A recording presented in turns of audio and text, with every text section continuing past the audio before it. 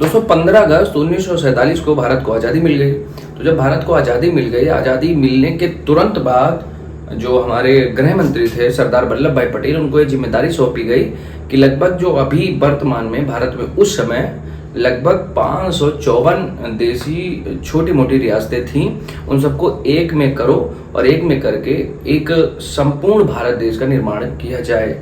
ये जिम्मेदारी दी गई थी सरदार वल्लभ भाई पटेल को। तो सरदार वल्लभ भाई पटेल ने क्या किया, सारी छोटी बड़ी रियासतों को एक साथ मिलाना शुरू किया और जैसे जो बड़ी बड़ी रियासतें थी, जैसे जूनागढ़ हो गई, हैदराबाद हो गई, जम्मू कश्मीर हो गई, ये सारी रियासतों के बहुत ज़्यादा प्रॉब्लम होने के बाद भी इनको धीरे धीरे भारत में मिला लिया गया और 1960 के अंत तक सारी रियासतों को लगभग भारत में मिलाकर एक संपूर्ण भारत के गठन कर दिया गया। एक स्थान ऐसा था जो छूट रहा था, वो था सिक्किम, यानी ये वाला पॉइंट। ये जो अंगूठे इतना बड़ा स्टेट है, ये सिक्किम स्टेट था उस समय। तो सिक्किम स्टेट को उस समय जब बोला गया कि आपको भारत में मिलना है, तो इन्होंने 1947 में भारत में मिलने पे मना कर दिया। उसकी कहानी मैं आज आपको सुनाने आया हूँ कि सिक्किम में भारत में मिलने और मिलने के पहले सिक्किम का बैकग्राउंड कैसा था, सिक्किम को कैसे भारत में मिलाया गया, जवाहरलाल नेहरू साहब की इसमें क्या भूमिका थी, इंदिरा गांधी की क्या भूमिका थी और हमारे भारतीय संसद की इसमें क्या भूमिका थी, इन सब बातों पे हम लोग चर्चा करेंगे। और चर्चा करने के बाद भारत का नक्शा आप देखेंगे सही से तो आपको पता चलेगा कि भारत में सिक्किम यहाँ पर आता है। और ये जो सिक्किम का छोटा सा राज्य है, इस सिक्किम के छोटे से राज्य के एक तरफ नेपाल था, एक तरफ भूटान था, एक तरफ बांग्लादेश जो 1971 में बन गया था, ऊपर चाइना और तिब्बत थे ही।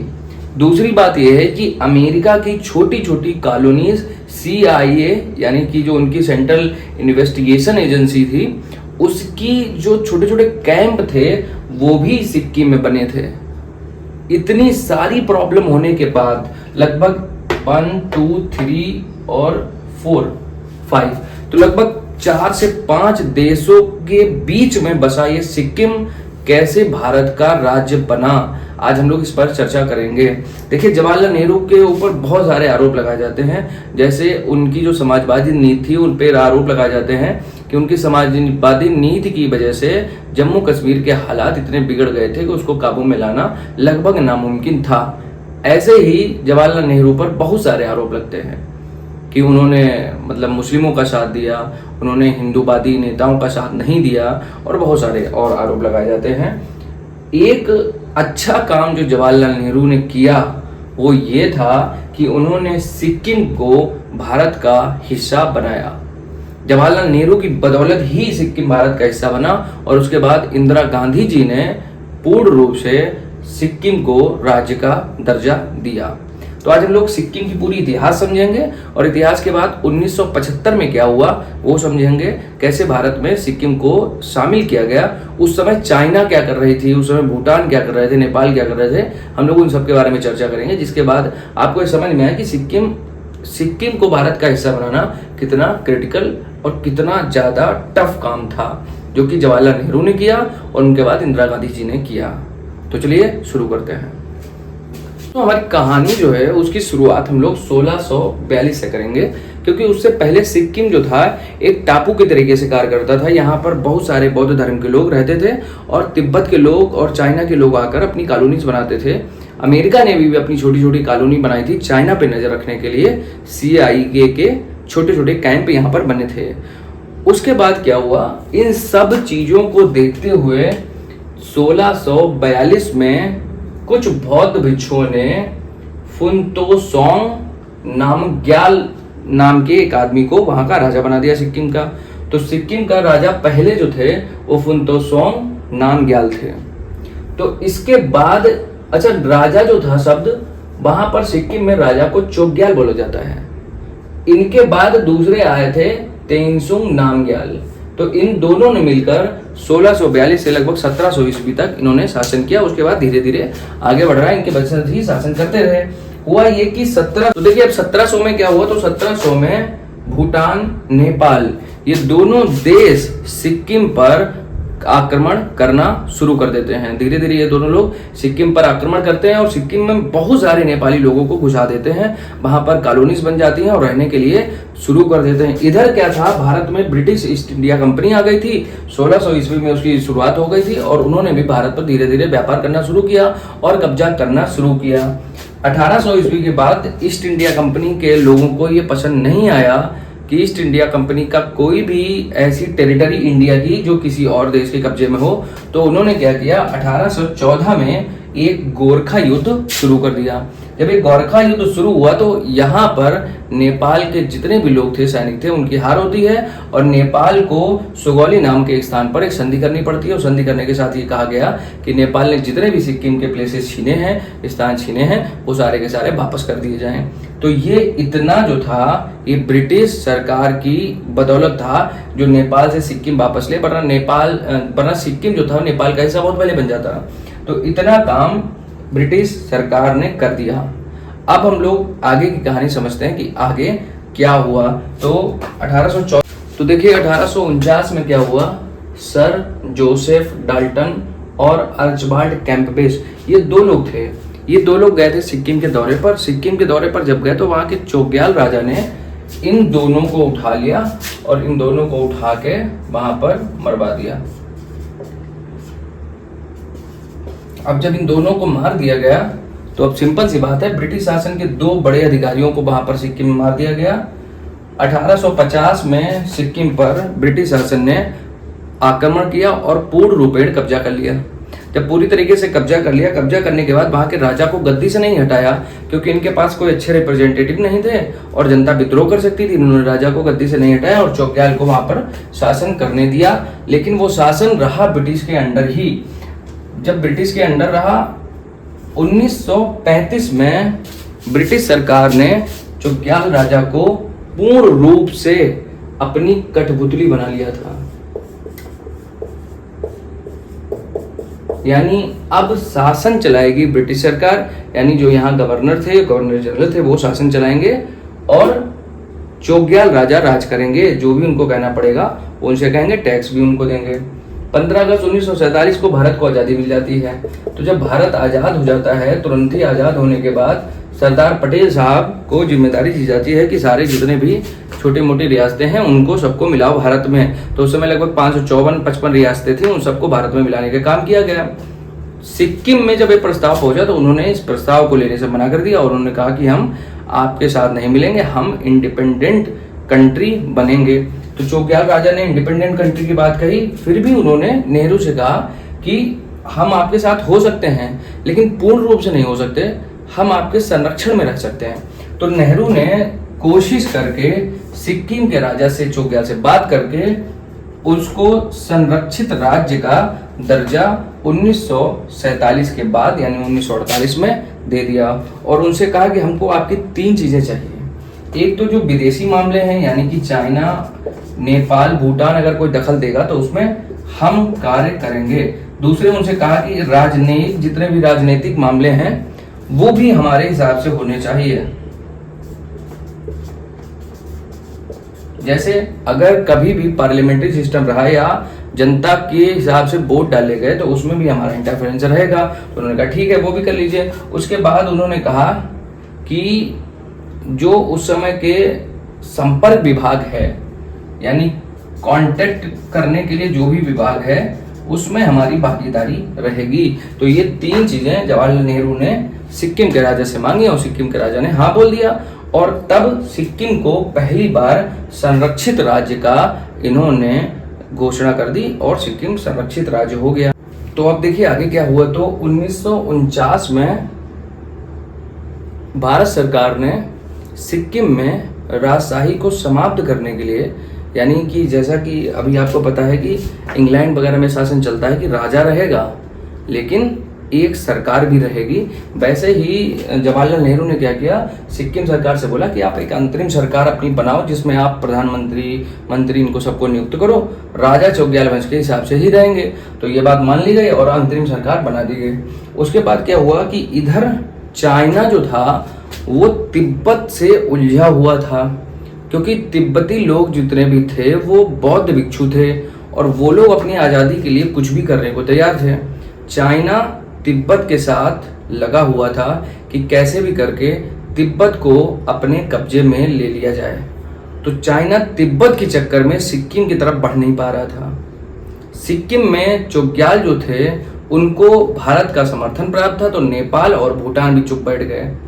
अच्छा, नेपाल भूटान चुप बैठ गए। अभी बांग्लादेश अभी बना ही नहीं है, क्योंकि वो तो पाकिस्तान के हिसाब से चल रहा है। जैसे ये जो है पूर्वी पाकिस्तान यहाँ पे लिखा है 1971 में बना था, हम लोग अभी 1950 की बात कर रहे हैं। तो 1950 में क्या हुआ, जब चाइना नेपाल उस पर तिब्बत पर कब्जा करने की कोशिश कर रहा था, तब अमेरिका ने 1950 में बहुत सारे CIA के कैंप बनाए छोटे छोटे सिक्किम में, और सिक्किम सरकार से इजाज़त मांगी कि हम यहाँ पर तब तक रहेंगे जब तक हम चाइना पर नज़र नहीं रखते कि चाइना तिब्बत में क्या कर रहा है। उसके बाद क्या हुआ, 1959 में एक घटना घटी। घटना यह थी कि दलाई लामा जो हैं तिब्बत के धर्म गुरु थे, और धर्म गुरु जो दलाई लामा थे वो तिब्बत से आकर भारत के सिक्किम में रहना शुरू कर दिया उन्होंने, और चुपचाप आकर रहने लगे।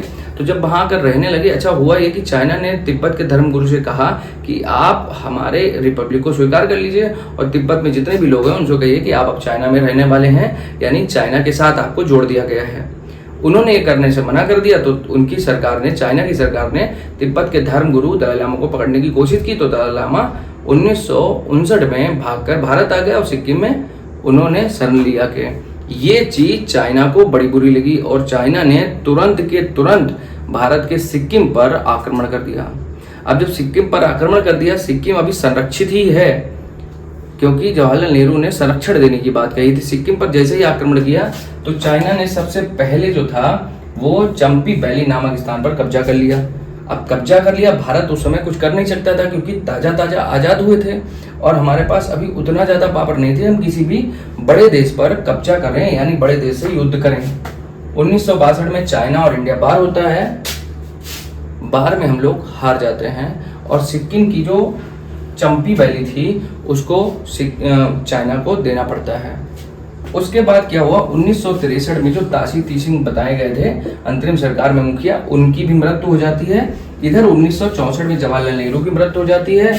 अमेरिका तिब्बत के ऊपर नजर रखती है, जिससे चाइना उधर उलझा रहता है, यानी सिक्किम अभी बिल्कुल खाली पड़ा है, यहाँ पर कुछ नहीं हो रहा है। धीरे धीरे नेपाल, भूटान ये सब भारत के संरक्षण की वजह से सिक्किम पर आक्रमण नहीं करते, और धीरे धीरे ये कार्यक्रम चलता रहता है। 1966 में बनती है इंदिरा गांधी। इंदिरा गांधी क्या करती हैं, इस मुद्दे को पेंडिंग में डाल देती हैं, और बोलती हैं कि अभी इस पे बात करना ठीक नहीं है, क्योंकि जवाहरलाल नेहरू की मृत्यु हो गई थी। उसके बाद लाल बहादुर शास्त्री बने, लाल बहादुर शास्त्री ताशकंद जा रहे थे, वहां भी उनकी मृत्यु हो गई। तो इंदिरा गांधी नई नई बनी थी। इंदिरा गांधी के समय उस समय बहुत सारी क्रिटिकल कंडीशन थी। कांग्रेस के अंदर इंदिरा का वर्चस्व नहीं था, जबरदस्ती उनको तुरंत के तुरंत इमीडिएट जो था प्रधानमंत्री बना दिया गया। तो वहां भी एक प्रॉब्लम फंस रही थी। तो इंदिरा गांधी ने सिक्किम के पेंच में हाथ डालने से बचना अच्छा समझा, और वहां पर ज्यादा घुसने की कोशिश नहीं की।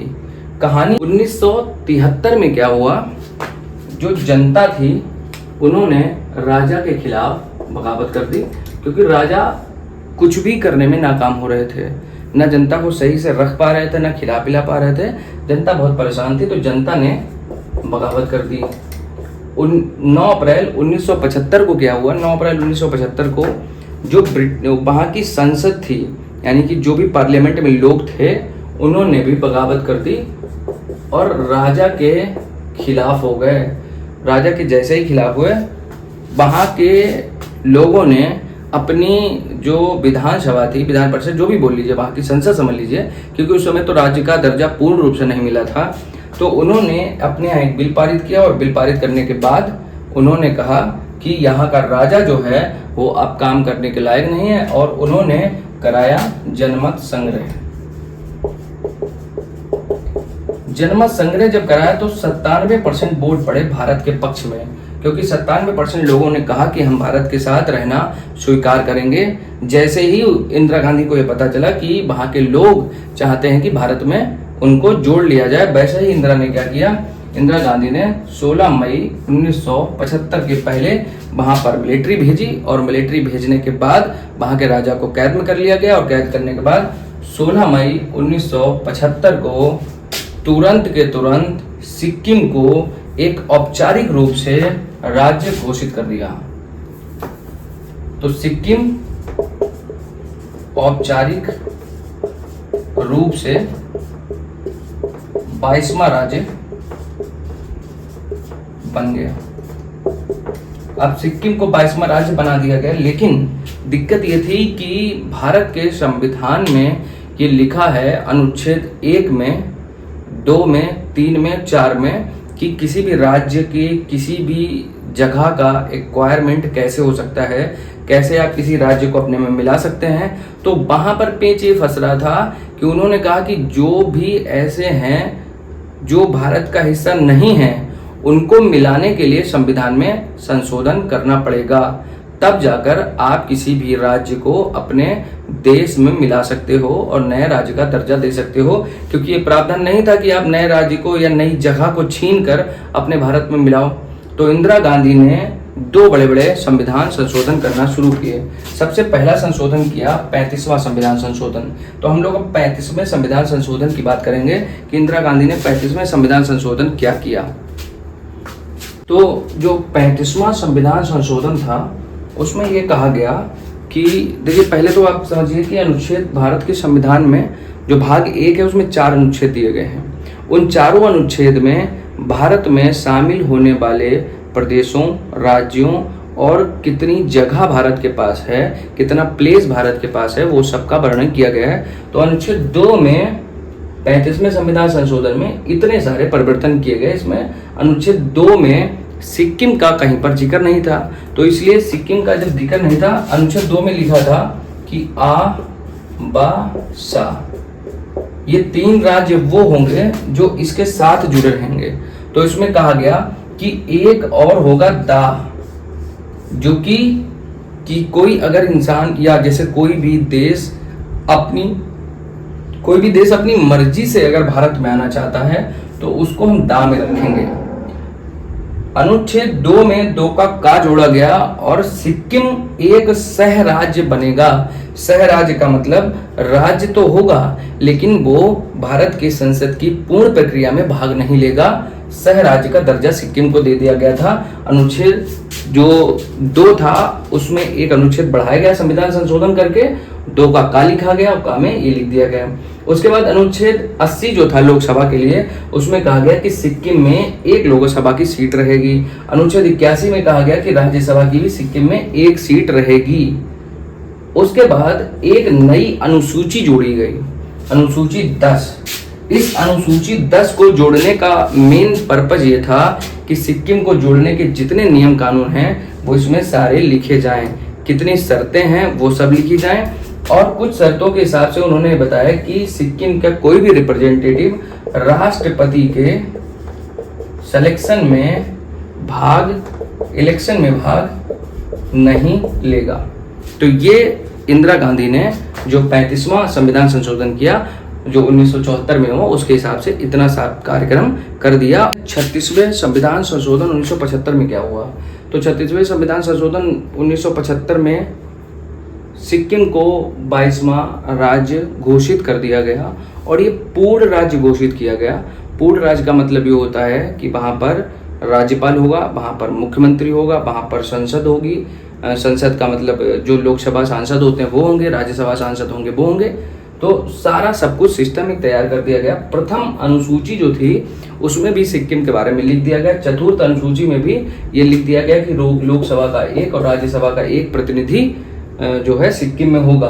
35वें संविधान संशोधन में जो पूर्ण राज्य का दर्जा नहीं दिया गया था, तो इसीलिए 35वें संविधान संशोधन को पूर्ण रूप से गायब कर दिया गया और उसकी जगह पर 36वां संविधान संशोधन में जो पूर्ण राज्य का दर्जा दिया गया उसको रख दिया गया।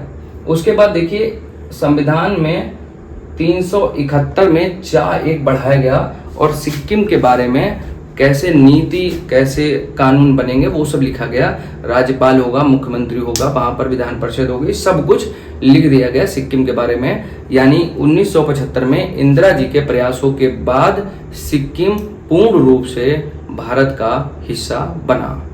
चाइना जो था वो बाद तक सिक्किम को भारत का हिस्सा नहीं मानता था। 2003 में क्या हुआ, 2003 में भारत और चाइना के बीच सरदार मनमोहन सिंह ने एक कमेटी बुलाई और कमेटी के हिसाब से उसमें जाकर एक मीटिंग हुई। मीटिंग में सरदार मनमोहन सिंह जो प्रधानमंत्री थे उस समय, उन्होंने 2003 में चाइना से एक ट्रीटी पे साइन किया और साइन करने के बाद उन्होंने कहा चाइना से कि हम आपके तिब्बत को आपका हिस्सा मान लेंगे, आप सिक्किम को भारत का हिस्सा मानो। तो चाइना ने सिक्किम को भारत का हिस्सा माना और भारत ने तिब्बत को चाइना का हिस्सा माना और दोनों ने आपस में ट्रीटी पर साइन किए। 2003 के बाद से ये चाइना मान गया कि सिक्किम भारत का हिस्सा है। देखिए, चाइना जो था, जब भारत में सिक्किम को मिलाया जा रहा था तब चाइना तिब्बत को एक्वायर करने की कोशिश में लगा था। इस वजह से चाइना पीछे रह गया, वरना भारत कभी भी सिक्किम को ले नहीं पाता। और चाइना पे नज़र रखने के लिए अमेरिका ने भी हेडक्वार्टर बना रखे थे अपने छोटे छोटे से। तो इस वजह से एक कारण ये भी था जिसकी वजह से भारत जो था सिक्किम पर मतलब अपनी तरफ से सिक्किम को अपने राज्य में मिलाने की कोशिश में कामयाब रहा और उसको अपना। तो दोस्तों, ये जो हैं कुछ सिक्किम के बारे में कुछ स्टैटिक फैक्ट दे रखे हैं। वैसे तो बहुत सारे होते हैं लेकिन मैंने कुछ जो इंपॉर्टेंट है वो कवर कर रखे हैं। स्थापना दिवस जो है 16 मई 1975 को हुआ था, तो 16 मई को इसकी स्थापना दिवस मनाई जाती है। राजधानी गंगटोक या गंगटोक है। जिले अभी वर्तमान में 6, पहले 4 थे। राज्यपाल जो गंगा प्रसाद हैं वर्तमान के, मुख्यमंत्री जो हैं वर्तमान में वो प्रेम सिंह तमांग है। प्रथम मुख्यमंत्री थे वो काजी लेंडुक डोरजी थे। विधानसभा जो है एक सदनीय है और इसमें 32 सीटें हैं। उच्च न्यायालय जो है सिक्किम में ही उच्च न्यायालय इसका स्थापित है। जनसंख्या जो इसकी 6,10,577 है। घनत्व जो है 86 किलोमीटर वर्ग के हिसाब से है। राजभाषा अंग्रेजी, नेपाली, सिक्किमी और लेप्चा है। जो साक्षरता है वो 82.6 है। क्षेत्रफल 7,096 वर्ग किलोमीटर का है। उपमा इसको दी जाती है वो फल उद्यानों का स्वर्ग बोला जाता है और भारत में सबसे ज़्यादा बड़ी इलायची का उत्पादन यहीं होता है। तो ये सिक्किम के बारे में जो इतिहास था और जो वर्तमान समय में सिक्किम का चल रहा है हिसाब किताब, वो मैंने आपको सब डिटेल में बताया। देखिए, क्या होता है किसी भी राज्य के बारे में या किसी भी देश के बारे में, जब वो बनता है, बनने से लेकर जब वो स्थापित होता है तब तक उसकी कहानी जो है जानना बड़ा ही इंटरेस्टिंग और रोचक होता है। इसलिए मैंने क्या किया, आज सिक्किम के बारे में जो भी डिटेल चीज़ें मिल पाई, जहाँ से मिल पाई, वो सब आपके सामने मैंने डिस्कशन कर लिया है। नेक्स्ट टॉपिक जल्दी ही मैं आपके सामने लेके आऊँगा जिस पे भी रिसर्च चल रही है। मिलते हैं किसी नेक्स्ट टॉपिक पर बात करते हुए। तब तक के लिए थैंक यू फॉर वॉचिंग।